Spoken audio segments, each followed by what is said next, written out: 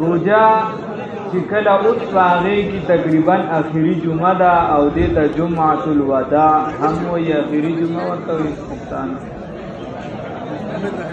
په دې څه خاص مخصوص اعمال نشته چې څه خاص بعضې خلک څه خاص مخصوص مونځ کوي او د هغې د وجې مونږ ته نور مونځونه مات کړي وغیره داسې څه خاص مخصوص اعمال پرې نشته.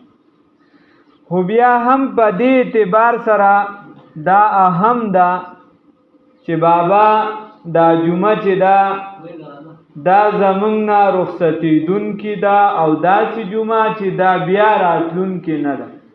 آینده رمضان کې یعنی دا بس داسې ووتلی دا جمعه داسې ده چې بیا دا جمعه راتلونکې نه ده.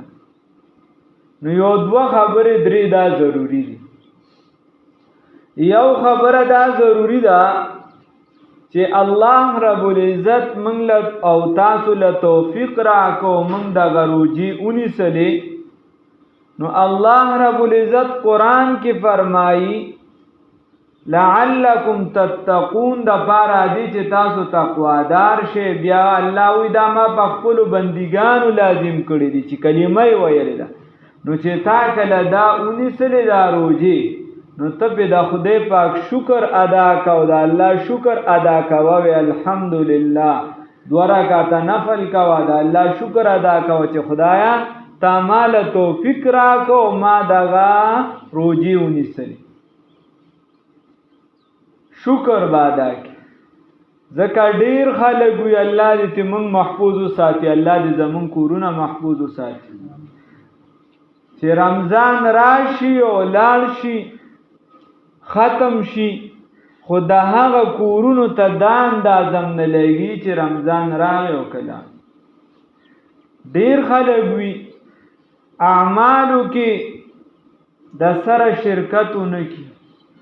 ډیر خلک وي د جمعې دا رمضان دا میاشت په تیر شي دا ګوره د الله د ورکړې او د احسان او د فضل سره تعلق ساتي. خلکو وخت تیر کی ورځې تیر کی میاشت تیر شي لیکن هغوی ته دا توفیق ملاو نشي چې هغه د رمضان یو روژه ونیسي. ذالک فضل الله یؤتیه من یشاء کہا میں اور کہا یہ نگہتے گل نسیم صبح تیری مہربانی. دا خو د الله فضل دی چې ما او تا دغه روجې ونیسلې او د الله